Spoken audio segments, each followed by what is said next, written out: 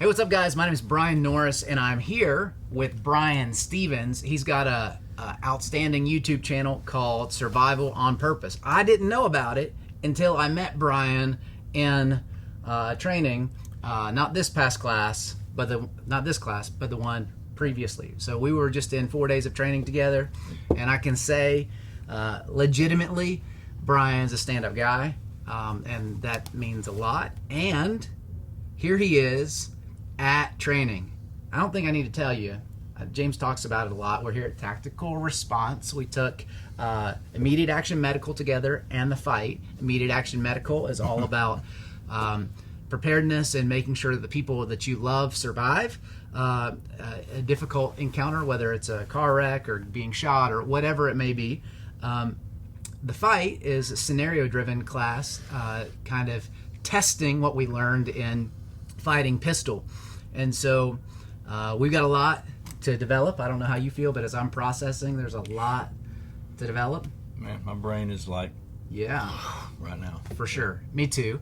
But what I started to say is James Yeager talks about the fact that a lot of the people in the industry don't actually go train.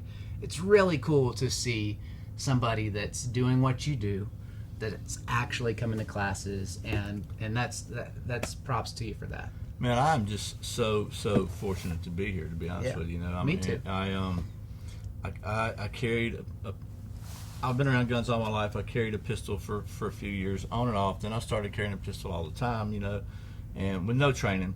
And what I've learned, other than all the skills and stuff that I have learned, one of the biggest things and the first things I learned was, man, I was really fooling myself about a lot of things, about thinking I was prepared, because I'm a Boy Scout. Been a Scoutmaster for 20 years. Always prepared. And the Boy Scout motto is be prepared, and I kind of thought I was. Right. Until I realized, whoa, I wasn't even close, at least as far as being able to defend myself or my family with a firearm. Or even, it's not even related to a firearm. It's not narrowed down to a firearm. Just to being prepared to protect myself and my family, however that is.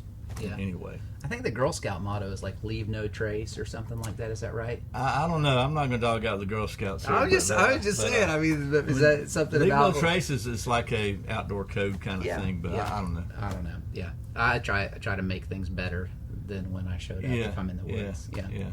If there's something out of step. So we wanted to talk about the two classes that we were just in real quickly. You gave a little bit of insight. What is a standout thing that you learned from Immediate Action Medical?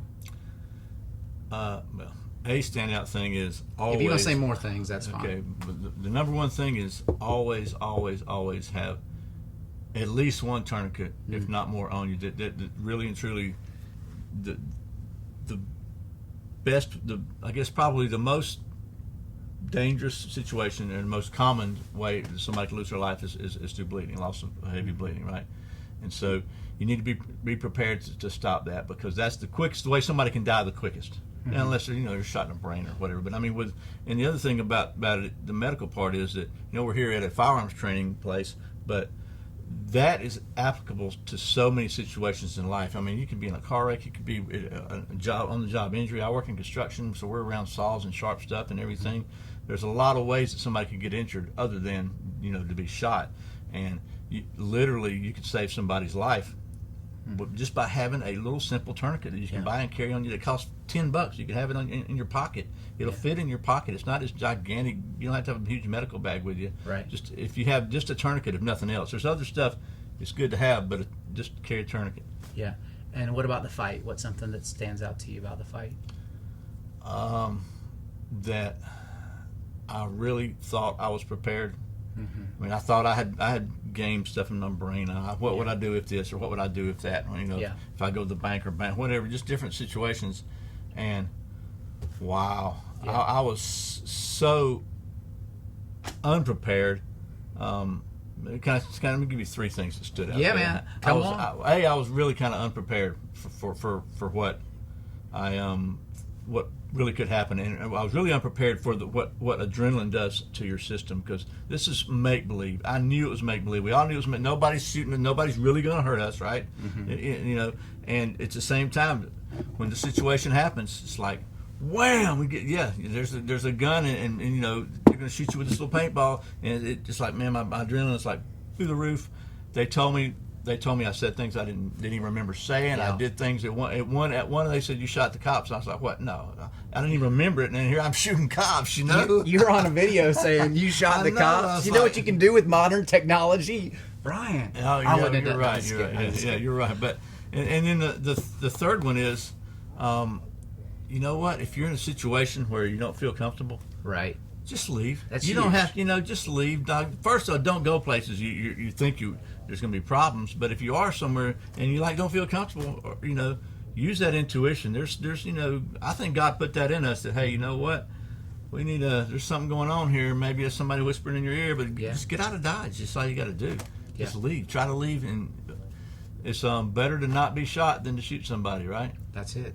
Yeah. Oh, and one more thing. Yeah. Don't go anywhere near an ATM. I promise you. That'll make sense when you come take the fight. Yeah. So you mentioned it at the end there, and so I imagine from your channel that you do talk about faith a bit, or you're open really. about being a believer. Yeah, I mean, I'm a Christian, and You're a Christian. but I don't. It's okay for me to talk about the fact that you're Talk all you want, man. okay. All right. So, so I think a really cool thing about training like immediate action medical and the fight and the stuff you're just talking about, where you can game it all you want, but then you put yourself in a scenario and you find out I'm not as bad as I thought I was, or I'm not as good as I thought I was. I think in general, humans tell themselves a lot of stories about themselves. Mm-hmm. And, this goes all the way back to a very foundational principle that, actually James said today, that everybody's got sin. Everybody's got brokenness, right? And so I think actually this kind of training helps you look at yourself honestly and say, that's who I am, that's where I am. It doesn't do me any good to lie about it. I think that's good for life in general, because you can look at yourself and then still have hope to keep engaging. Look, I can't stay here, but this is where I'm at right now. Right. So I'm going to move forward. I'm going to keep moving forward. What do you think? That's my big takeaway. I think that, you're right, it's across all, whether it's gunfighting or whether it's business or whether it's your relationship with your family or anything, you got to really make sure that you're not fooling yourself, because it's easy, especially, I think, I guess it doesn't matter if you're male or female, but I think especially as males, we seem to have this I'm going to be right, and we get stuck on something. And maybe I'll back up. I don't really think it is males. I think it's just we as human beings. Mm-hmm. Once we make a decision, and there's probably some psychological term for it. But once we make a decision, then it's almost like, even when there's clear evidence that it was a wrong decision, we want to defend our position. Yes. We want to stay. No, we decided this, so we can't possibly be wrong. So we gotta hold this. Even in the face of clear evidence, and maybe you need to rethink this a little bit. Yeah. So. We do have to I think it's really good to step back and say, you know what? And I do this, I try to do this regularly. You know what? Hey, I am just me, and you're God, and I ain't, I'm not going to pretend that I have that I'm even close to understanding what this is about. So, I'm well, he says just cast your cares on him, right? Yeah. Because he cares for you. So, I try to do that. And sometimes you'll be embroiled in something before you remember. Like, wait a minute, what am I doing here? I'm messing up. Breaking down the ego is no fun, but it sure is good for you in the long run, and hopefully good for the people around you too. So that's cool, man. Thank you so much for taking time to talk. He just walked in, which makes it harder to do this next part, but I'm going to do it anyway. People talk about this guy, James Yeager, all the time, this place all the time, but they don't say enough what we see. They don't say enough. Maybe people that know him do, but you've had a good experience here. Not just the class, but the dude. He's a good guy, isn't he? I'll tell you. So I know that there are those people who really pay attention to internet drama and stuff. Yeah. But I can tell you that from the very first time I ever met James Yeager, it's he has been the most gracious and the most courteous and generous person that I've ever met. I really believe he is probably one of the most authentic people. What you see is what you get. Yeah. And the thing, I think people see some things and they don't take time to look at the whole picture. I'd say it this way: there's a lot of people that have a lot of window dressing, but underneath the surface, it's not as good as it might appear on the outside. I think that's just not there.